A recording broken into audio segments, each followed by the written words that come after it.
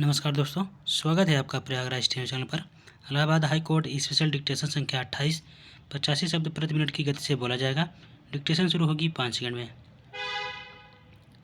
Ready, start.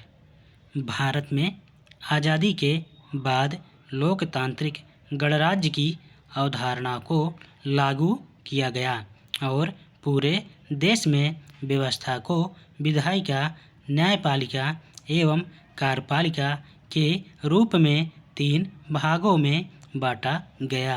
इन तीनों अंगों का अपना अपना कार्यक्षेत्र भी निर्धारित किया गया और यह तय किया गया कि कोई भी अंग किसी दूसरे के कार्यक्षेत्र और अधिकार क्षेत्र में हस्तक्षेप नहीं करेगा।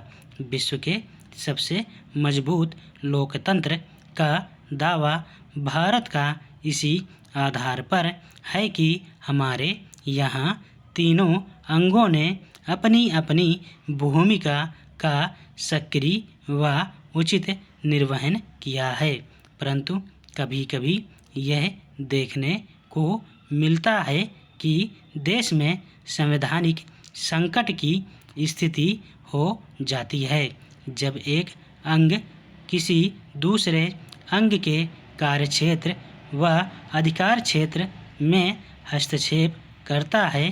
कभी कभी न्यायपालिका का बढ़ता वर्चस्व और न्यायपालिका की सक्रियता भी इन सब के बीच चर्चा का विषय रहती है।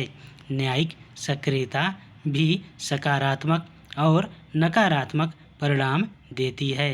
कभी न्यायालयों की सक्रियता लोकतंत्र में नागरिक अधिकारों को स्थापित करने में महत्वपूर्ण भूमिका निभाती है, तो कभी यह किसी दूसरे अंग में हस्तक्षेप प्रतीत होते हुए संवैधानिक संकट की स्थिति भी पैदा करती है। पहला, न्यायिक सक्रियता संविधान द्वारा समर्थित नहीं है। यह न्यायिक अधिकारियों द्वारा पूरी तरह तैयार एक उत्पाद है।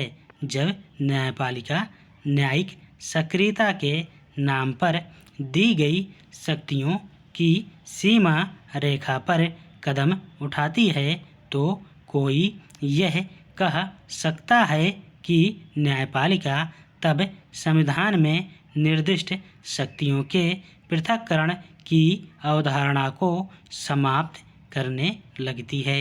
न्यायाधीश अपने विकल्पों के अनुसार कानून बनाने के लिए स्वतंत्र है, जिससे वे न केवल शक्तियों के पृथक्करण के सिद्धांत के खिलाफ जाते हैं, बल्कि यह कानून और अराजकता में अनिश्चितता भी पैदा कर सकता है, क्योंकि इस आधार पर प्रत्येक न्यायाधीश अपनी इच्छाओं और प्रशंसकों के अनुसार अपने कानून तैयार करना शुरू कर देगा।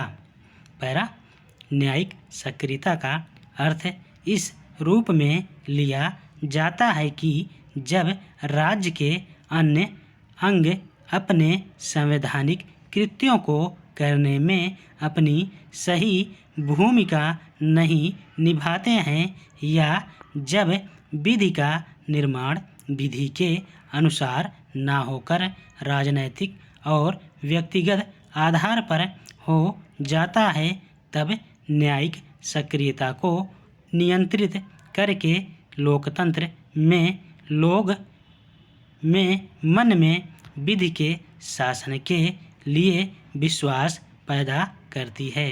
इसी तरह जब न्यायपालिका को लगता है कि विधि का शासन नहीं रहा, तब विधि का शासन स्थापित करने के लिए न्यायपालिका राज्य के अन्य अंगों के कार्य में हस्तक्षेप करके लोकतांत्रिक मूल्यों की स्थापना करती है।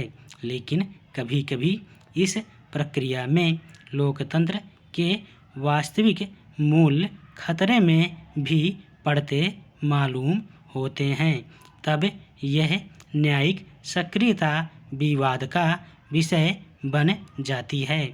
स्वयं सर्वोच्च न्यायालय ने न्यायिक हस्तक्षेप की अतिवादिता के खिलाफ आवाज़ उठाते हुए संयम बरतने की सलाह दी है। धन्यवाद। स्टॉप।